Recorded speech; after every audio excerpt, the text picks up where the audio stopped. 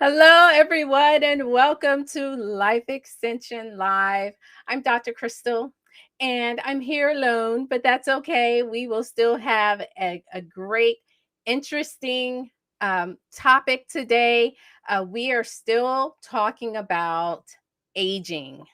How to relieve the aches and pains of aging. Today, we'll be talking about simple tricks to loosen your joints in the morning, the link between muscle mass and joint pain, exercises that you can do if you have limited mobility, as well as how to get ahead of the pain cycle. So, I have another computer here. If you see me looking down, it is because I am using the other computer to see who's on, to say hello to a few people who may be watching. We really appreciate all of your support. So let's get this video going. Hello out there. You can feel free to ask questions during the live. I love interacting with all of you, and we just appreciate all of your support. So let's jump into our topic. Our joints can become stiff as we age, occasional back pain. You wake up in the morning, and when we talk about aches and pains, we're not talking about your achy breaky heart. That would be another talk, but this is talking about the muscle or the joint soreness, being stiff in the morning, the back pain, the nerve pain, people who are dealing with carpal tunnel syndrome, people who are dealing with sciatica. We actually will talk about a nutrient that's been studied for those health concerns. But we know that it's a part of aging, um, and but it does not have to be a part of aging. We do know that this thought process is very common among older individuals, and so in one sense, in the research, I found that because many older individuals expect to feel aches and pain, some of them may not even do anything about it because they feel as though it's a normal part of life, experiencing aches and pains. You're in your 60s, your 70s, and you think it's okay. You don't do anything about it, but there are solutions. There are tips.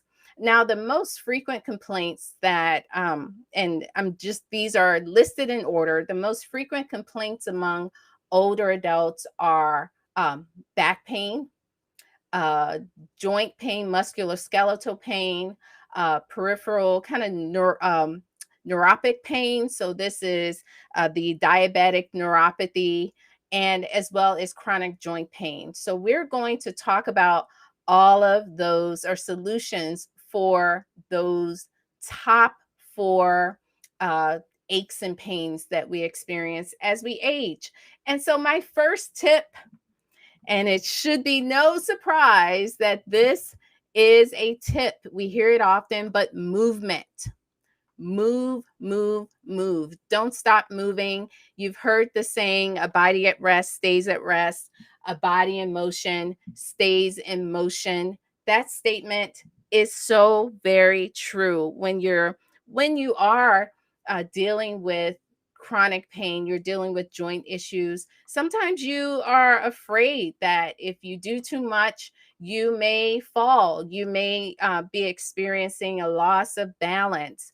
But there are things that you can do. We do know that persistent pain limits activity, but that limiting activity can lead to a cycle of decreased participation. But there is a link between greater disability and that lack of movement. So what can you do? Back in the day, and I talk about it ever so often, I used to be a personal trainer. I worked at Bally Total Fitness, and at Bally's, we had it was called it was for the seniors, and it was a chair aerobics. Yes, that exists.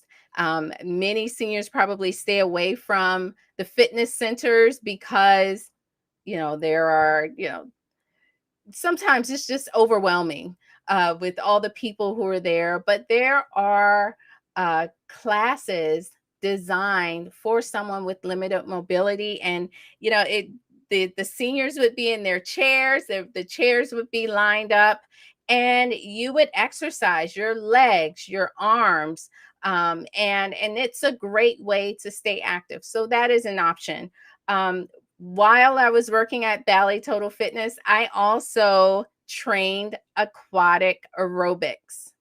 So I was in the water 3 times a week with individuals, not just seniors, just people who were recovering from an injury, maybe post knee replacement, post hip replacement, and we would get in that water and we would have fun. It's one of those exercises you have to remind people, hey, this is a workout. You still need to drink water. But it is a great way. It's low impact. So it's one of the best ways for you to maintain mobility, to stay active, to keep moving. Aqua jogging, it's a thing. There are, equipment, not very expensive. The weights that you can put on in the water, there are also weights that you can wrap around your ankles, and it just kind of gives you a little more resistance in the water. So those are things that you may want to consider, as well as bike riding. Bike riding is great. I have to give a kudos to my mother-in-law. She had a knee replacement surgery, and she rehabbed like she was Rocky. I said, "What are you doing?" "I'm going to the gym. I'm going to be riding my bike." And she would ride the stationary bike. And her doctor actually said he'd never seen anyone recover as well as she was recovering from that knee replacement surgery. So we do know, depending on the severity of your joint concerns, you may have to have a joint replacement, and that is okay. But what is not okay, to not move. And there are many avenues and strategies. And along with movement, you also want to try to maintain your flexibility, as well as balance. So think about the flexibility in the morning. Wake up, stretch. So you can start your stretching before you even get out of bed. Wake up in the morning, stretch your neck, move your head around in circles. You can stretch your arms. You can reach down and try to touch your toes. All of these things will just help to minimize those aches and pains, and it helps you to just loosen up in the morning. So that is step one, or strategy number one, to manage those aches and pains. Strategy number two: strengthen your muscles, specifically your core muscles. And there's a lot of research looking at, and when we say the core muscles, typically we're referring to the abdominal muscles.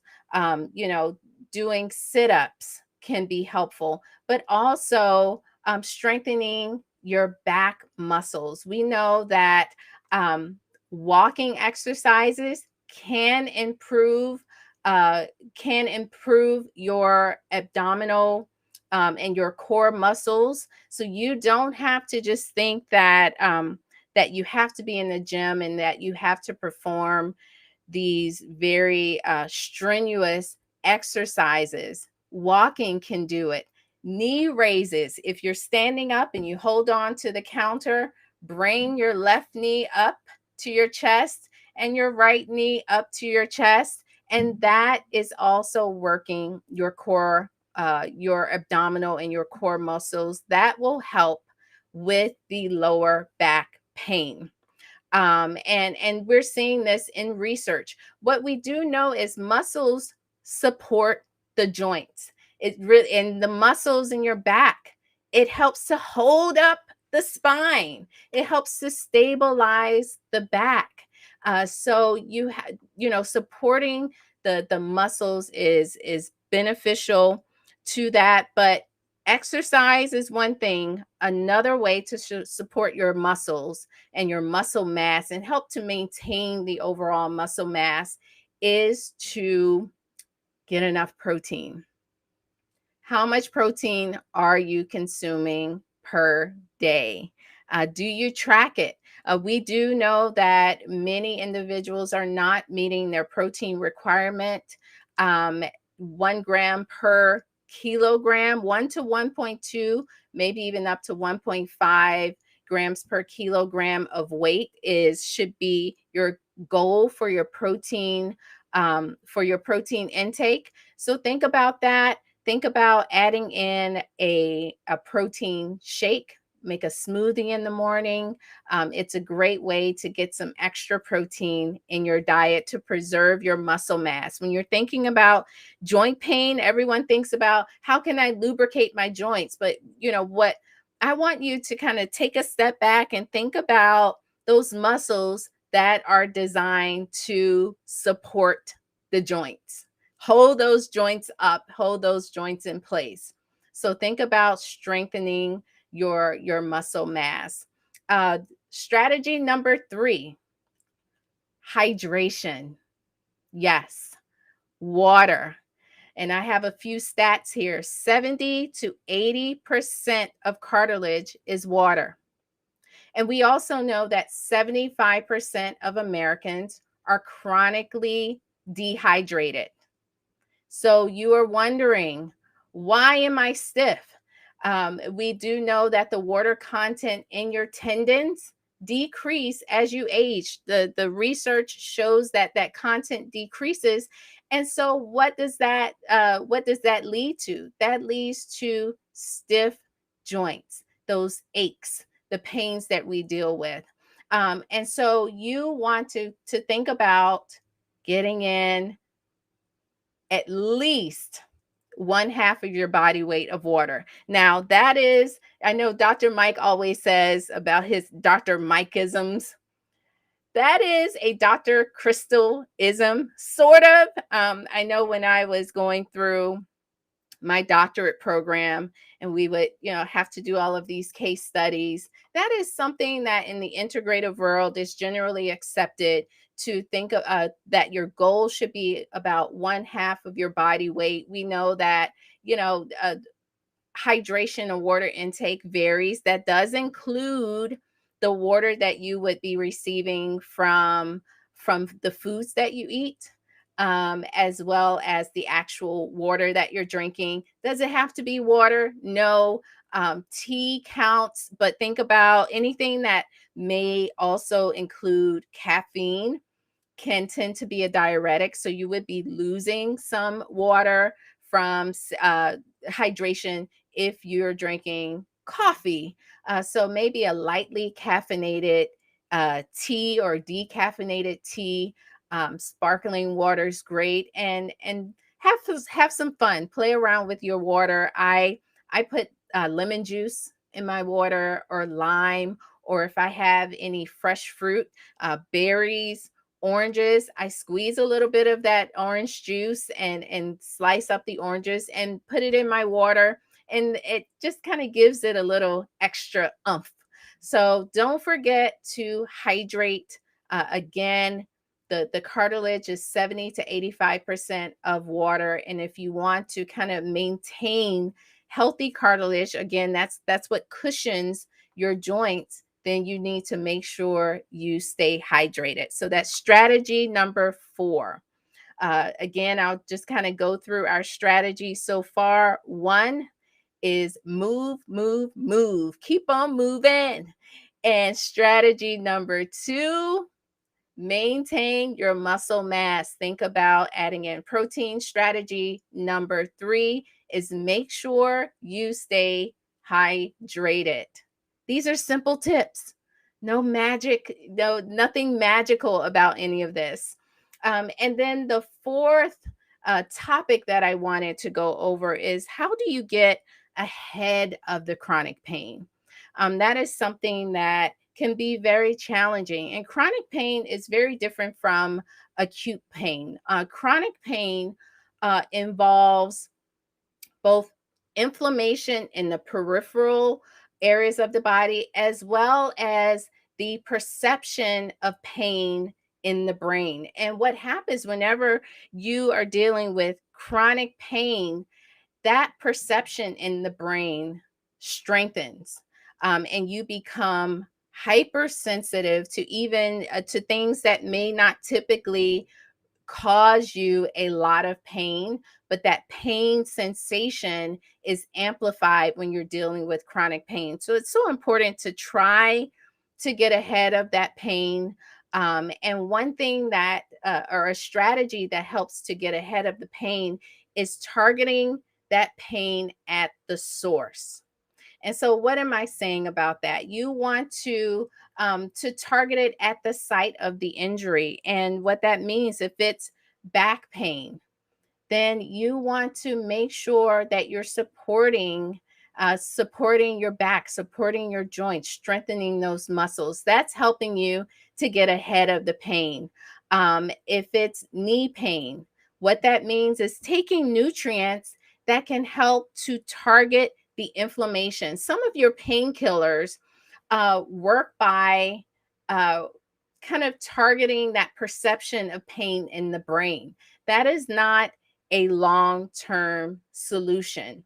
But that is often what some doctors will prescribe, the pain relieving drugs that, they're full of adverse effects, and they're dealing with the perception of the pain versus targeting the inflammation in the pain. And one key nutrient that lots of research is showing can be beneficial is PEA.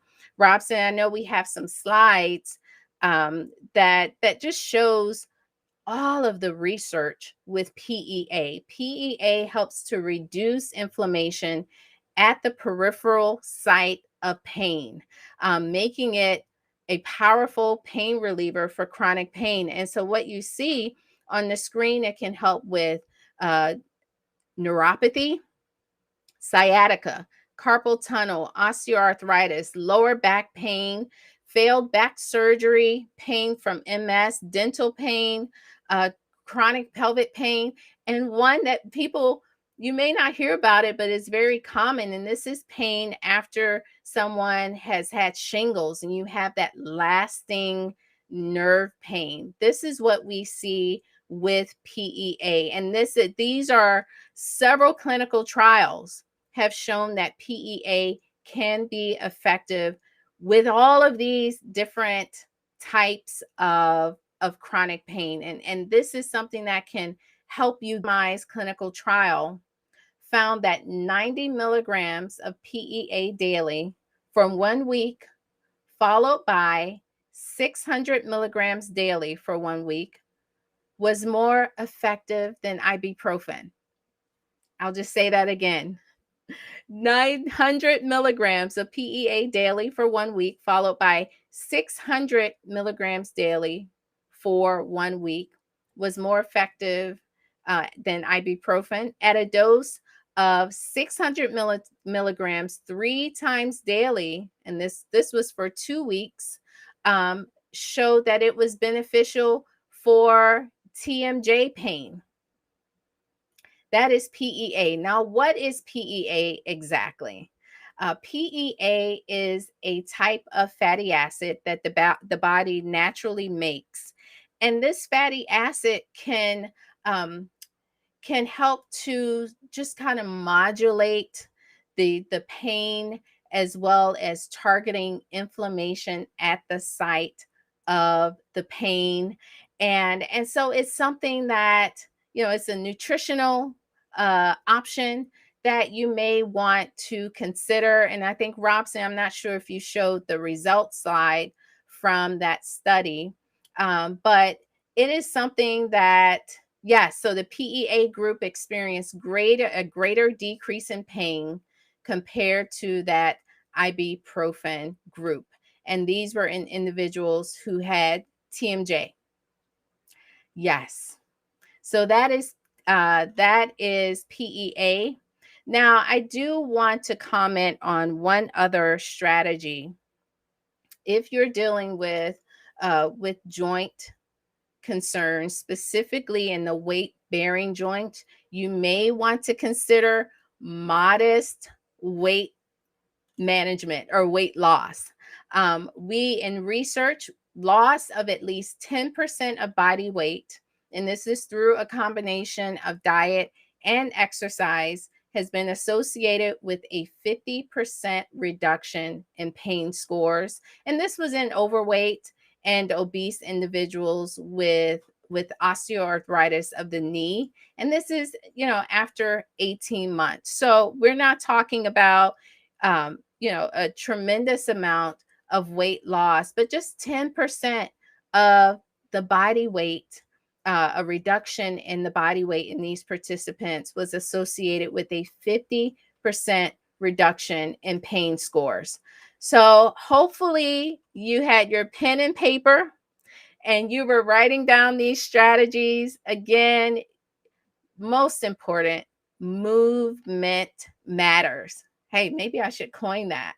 Brittany, we may need to write that down. Brittany or Holly. I think Holly's on the other end on our social team. Movement matters. Keep moving, and strengthen your muscles. They help to support those joints. Hydrate and get ahead of the pain. Do something about it. That's really the point, is don't accept it as being a part of life. You can take little steps that can make a big difference. And this is, again, another talk all about in our aging series. We've talked about brain health. We talked about gray hair 2 weeks ago. And then next week, we will be discussing, I'll be back with Dr. Mike, and we'll be discussing the immune system, the aging immune system. What happens to your immune system when you age, and how you can get ahead of that as well. Thank you so much for viewing. I'm just going to take a quick look here. Yes, movement matters. Thank you, Holly, for putting that in the chat. And I just want to say hello to a few of you.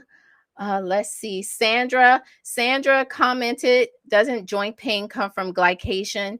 Yes. And glycation, just to explain that, that that phenomenon. This is when you have sugar in the body. When sugar, especially excess sugar, it binds to your proteins and makes those proteins non-functional.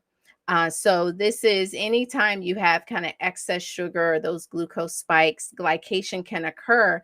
And what happens when you have those non-functioning proteins, yes, it can lead to chronic inflammation in the body. So, Sandra, you are 100% correct. Let's see. Yes, James, your back pain is from muscle weakness. Get in there and strengthen your muscles. Let's see who else we have. My Aunt Linda is on. Hello. Thanks so much for joining in. Let's see. Oh, okay. So, Geechee, I'm 55 and have occasional lower back pain. I'm going to cut out dairy again and go back vegan. Right now, lacto ovo vegetarian. You do find some people who just react, have undesirable reactions to dairy. Dairy can be very pro-inflammatory for some individuals, and they find that they can cut it out. And once they eliminate the dairy from their diet, they can occasionally add dairy back in. So if you find that that's helping you, I would say keep up with it. You do find, dairy of limiting dairy as part of an anti-inflammatory diet. Let's see if we have any other comments.